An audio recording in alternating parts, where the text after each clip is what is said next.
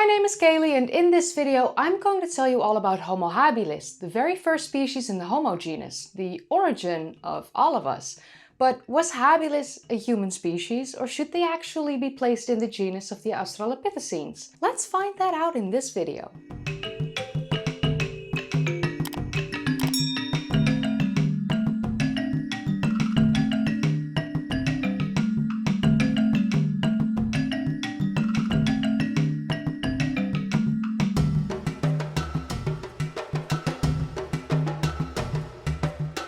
As most people watching my channel will know, Homo is the Latin word for human.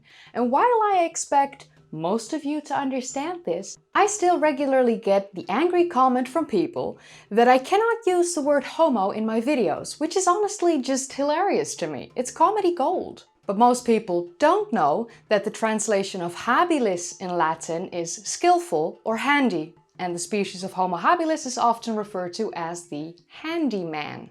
This has everything to do with the stone tools that were discovered near the fossilized remains of Homo habilis. And this shows that habilis had developed the skill to modify stone into tools. As most of you will know, because I've mentioned this numerous times on my channel by now, Homo habilis was not the first hominin to create stone tools. That honor goes to the genus of the Australopithecines, as they started making the first stone tools at least 3.3 million years ago. In this video, I will be talking about habilis as the first species of human, as it's currently still thought that they were the first species in the Homo genus. But near the end of the video, I will look into the possibility of habilis belonging in the genus of the Australopithecines, and why some anthropologists believe that this revision is needed. So the Homo genus started approximately 2.3 million years ago, when a new species evolved, and this species seemed distinctly different from the Australopithecines that used to roam the African continent. This is the start of the lineage that eventually led to us all, us Homo sapiens sapiens, modern humans. But who was this species? What did they look like? What can we uncover about the way that they lived? So we'll be answering these questions. I've often mentioned on my channel that the area in which a species lived and the remains were found can hold some clues to us about their lives. And this is necessary for researchers to try and solve the mosaic of a puzzle that is the human evolutionary timeline.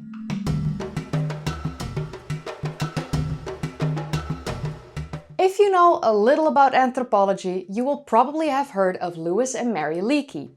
They carried out excavations at the Olduvai Gorge in the country of Tanzania, which is located on the east side of the African continent. Many stone tools were discovered by the Leakeys in the area of the Olduvai Gorge for 29 years before the first remains of Homo habilis were found. So at the time it was believed that Paranthropus boisei was the species who created these tools, because at the time that these tools were discovered, Paranthropus boisei was the only known species to have lived in the area.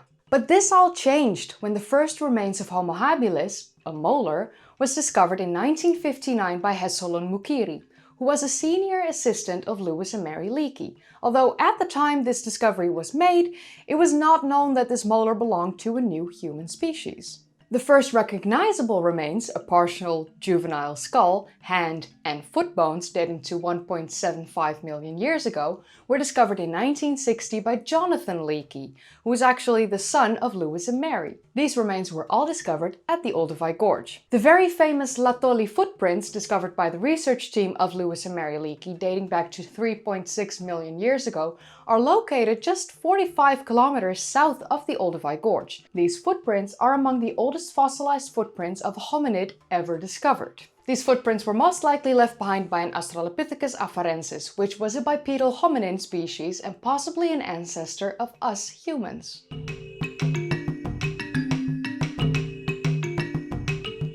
So the newly discovered fossils of habilis showed that the human species indeed originated in Africa and therefore gave way to the out of Africa theory becoming the accepted theory, and the old out of Asia theory disappearing over time.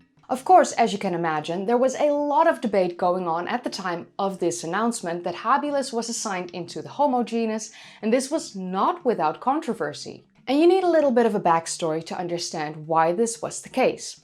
Because at this point in time, in the early 1960s, the anthropological community was still under the impression that humans originated from Asia, the old out of Asia theory.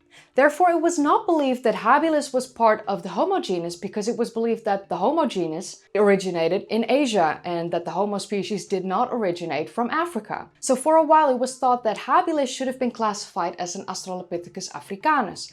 This had everything to do with the fact that at this point in time it was believed that the Australopithecines had no living descendants. So at this point in time, the Australopithecines weren't considered part of the human evolutionary timeline. But as more fossilized remains of habilis were discovered, it became clear that this was a species in the Homo genus. So it was in 1964 that South African paleoanthropologist Philip V. Tobias and British primatologist John R. Napier officially assigned the new species in the Homo genus. And by the recommendation of Australian anthropologist Raymond Dart, they gave the species the name of habilis, which, as I mentioned earlier in the video, is Latin for handy or skillful. The fossilized remains of Homo habilis are discovered in quite a vast area spanning over the countries of Kenya and Tanzania. The most notable places where the remains have been found are Kubi Fora near Lake Turkana in Kenya and at the Olduvai Gorge in Tanzania.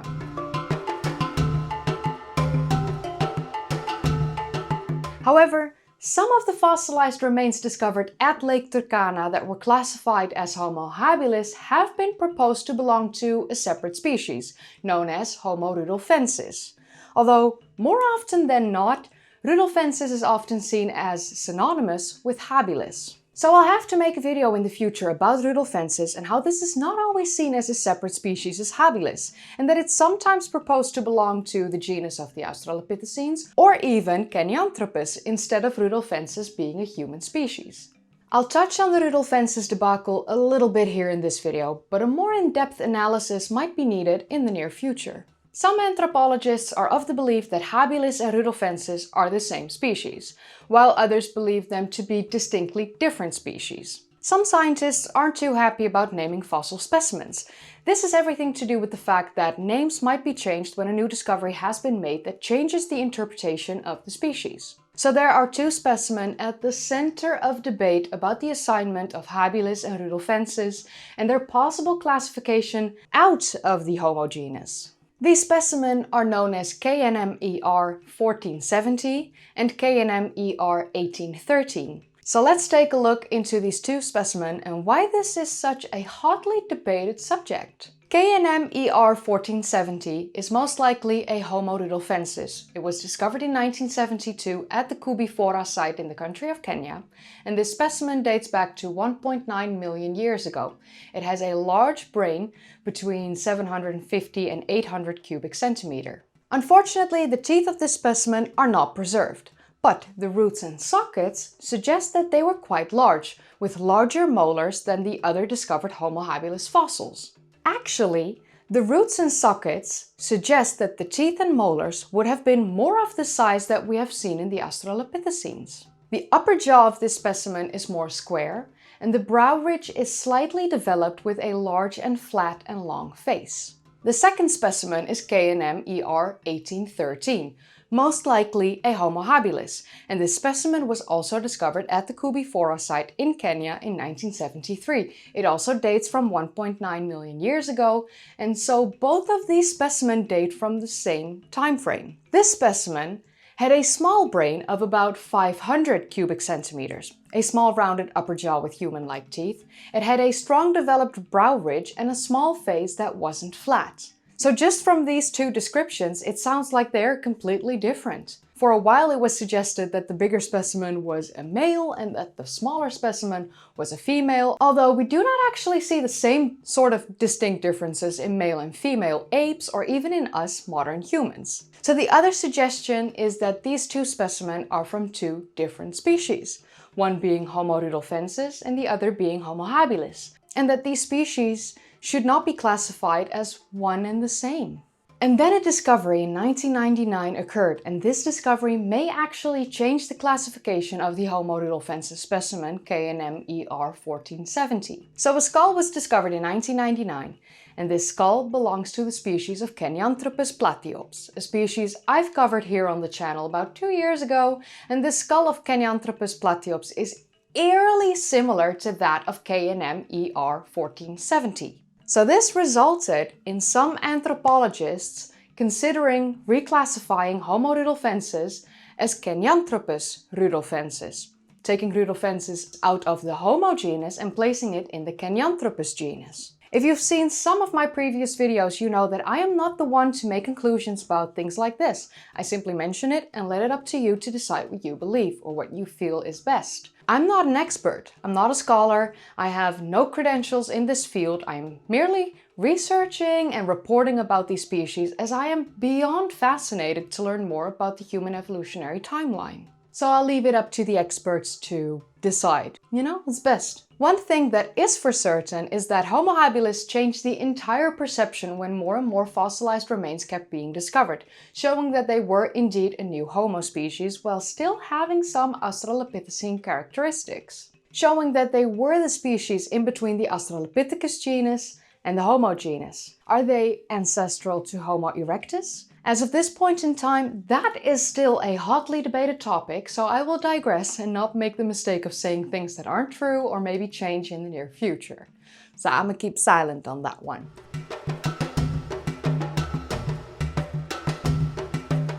In 1986, Tim D. White, an American anthropologist, discovered a fragmentary skeleton known as OH62, with skull fragments belonging to habilis. So this resulted in definitively establishing aspects of habilis skeletal anatomy for the first time. And at the time, this revealed more Australopithecus-like features than Homo-like features. So in 1999, biological anthropologist Mark Collars suggested that habilis should be moved into the Australopithecus genus, because when they analyzed the skull fragments of Homo habilis, it had much more Australopithecine features instead of Homo features. But this idea that habilis was possibly an Australopithecine changed after re-evaluation of OH62, as the researchers discovered a more human-like physiology. So it was shown that Homo habilis was the species in between Australopithecus africanus and Homo erectus, placing it in a key position on our human evolutionary timeline. The oldest discovered fossil of Homo habilis, known as AL6661, was dated to 2.3 million years ago. It had less ancestral traits than the younger specimen of OH7. This suggests that Homo habilis evolved earlier, and not every Homo habilis individual evolved in the same manner. The younger OH7 individual showed much more ancestral traits, suggesting that habilis individuals with an evolved morphology lived alongside habilis individuals with an ancestral morphology. The youngest Homo habilis specimen that we have found up until now dates to approximately 1.65 million years ago. So for a species that lived for nearly a million years, we really can't assume that they did not evolve over time. They changed and developed as time went on. It's just that not every habilis lineage evolved in the exact same manner. We actually see the same thing happen to us, Homo sapiens, over the past 300,000 years. And of course, in the animal kingdom, we see species that keep evolving as well. But let's not get me riled up at a tangent here and stick to the subject of the video, Homo habilis. So now that we know where the remains have been found and the controversy surrounding the naming of the species and its placement in the Homo genus, it's time to look into the morphology and the key features.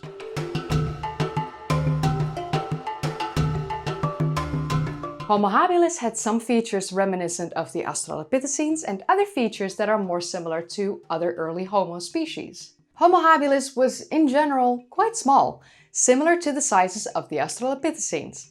The females reached an approximate height of 110 centimeters and the males to an approximate height of 130 centimeters. The average brain size of Homo habilis averaged around 610 cubic centimeters, which was approximately 1.7% of their body weight, which is quite the increase when compared to the brains of the Australopithecines. The skull shape was already evolved in a different manner than the earlier Australopithecines. The brain case became more rounded due to the larger brain. The onset of a slight forehead was appearing as well. The face was smaller and shorter than the earlier ancestors, and a small arched brow ridge was forming. At the base of the skull was a hole for the spinal cord, which indicates that Homo habilis walked upright on two legs. The jaw of Homo habilis on average was smaller than the jaws of the Australopithecines. The teeth were more like those of us modern humans, arranged in a more rounded arc, and the teeth were smaller and more human-like. But the incisors remained quite large in relative size to the other teeth. The limbs of Homo habilis were in proportion still very ape-like, similar to those of the Australopithecines with relative short legs, but features of the leg and foot bones indicate that Homo habilis walked upright on two legs. The finger bones were slightly curved, a bit in the middle of the shapes of modern humans and quadrupedal apes, although the finger bone proportions suggest the human-like ability to hold and use tools with a precision grip.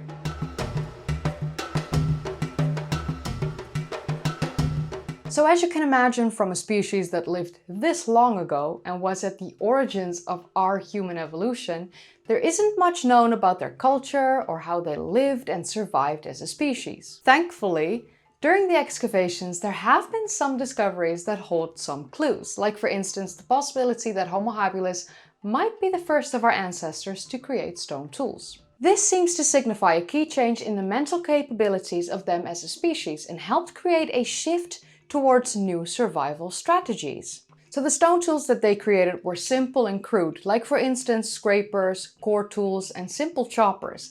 And they started making them as early as 2.6 million years ago. So the oldest tools made by Homo habilis seem to date to 2.6 million years ago, even though the oldest currently known fossils of Homo habilis date back to 2.3 million years ago, which has a discrepancy of around 300,000 years. But we all know that the fossil record is incomplete. We don't have all the fossils of all the individuals that have lived or emerged.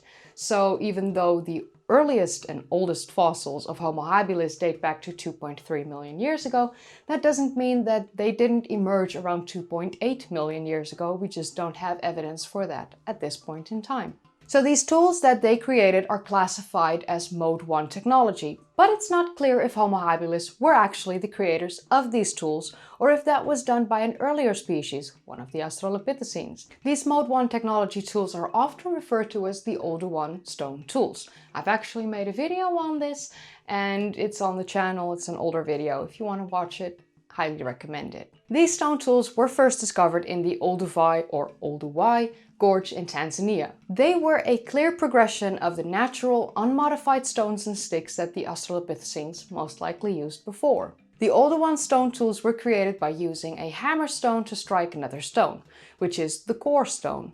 This is done to remove one or more flakes, and this is actually how cores and scrapers are created.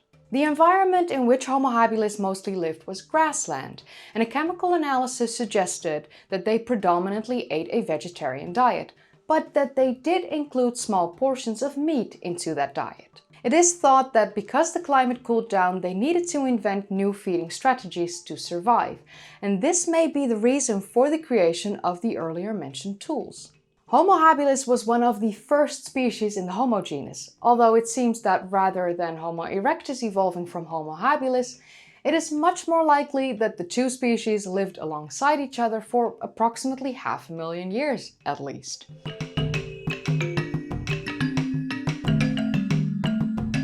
So about half a century ago, Homo habilis was first discovered, and this shifted the search for the first humans away from Asia and into Africa, which changed the entire world of paleoanthropology.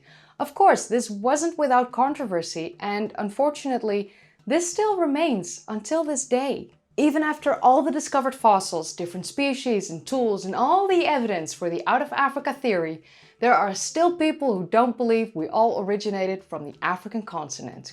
And I get them in my comments on nearly every single video. They say that the out of Africa theory has been debunked, or it was never the thing, or that Robert Seffer knows everything. He doesn't. And it's all bullshit. And you should at least use Google appropriately, because Google will tell you that the out of Africa theory is the current proposed theory. It holds the most weight because it seems to be the case. No one says 100% fully proven, but all evidence points to it. But we all need to remember that until more discoveries are made and more pieces of the puzzle of the human evolutionary timeline are uncovered, we know equally as much as we don't know. This is the biggest puzzle that exists, and the chances of it ever being solved are slim to none. But thankfully, we have these amazing people in the field of paleoanthropology, paleontology, and archaeology that will keep working hard in hopes of uncovering a new piece to fit inside this massive mosaic of a puzzle. We might never truly know the origins of the first species that is our oldest ancestor, but we do know that Homo habilis existed at the very base of the Homo genus, and they could possibly have been one of our ancestral species. It is unclear if hybridization occurred between Homo erectus and Homo habilis, but if this is the case, then they may very well be one of our ancestral species. And if this is not the case, then they may have nothing to do with our evolutionary timeline. We don't know. Maybe one day we will know for sure if habilis was ancestral to erectus or not, or if habilis should indeed be reclassified as an Australopithecine. That's the beauty of researching human evolution. We only know what we have discovered up until now. Future discoveries may change the entire timeline. It has the power to change our perception and understanding of our own evolutionary timeline, of our own evolution. And if you've seen some of my videos here on the channel, you can be sure that I will absolutely cover the new discoveries that are going to be made in the future. I'm addicted to this stuff as much as you guys are. But for now, this is my updated work on Homo habilis, our handyman, possibly the first human species to have roamed on the continent of Africa. So my question to you is, what do you think of Homo habilis? Should it be placed in the Australopithecus genus, in the Kenyanthropus genus? Should it remain in the Homo genus? How soon did you think it emerged? Do you think it's an ancestral species to us? And all your thoughts on Homo habilis, let me know in the comments down below. If you enjoyed watching, then don't forget to give this video a thumbs up, subscribe if you'd like to see more of these kind of videos, and click that bell icon if you want to be notified whenever I upload. If you haven't seen my previous videos yet, then click the card in the upper right corner, or click one of the links in the description down below, or click a video in the end card. I would also like to say a massive thank you to my patrons and my channel members.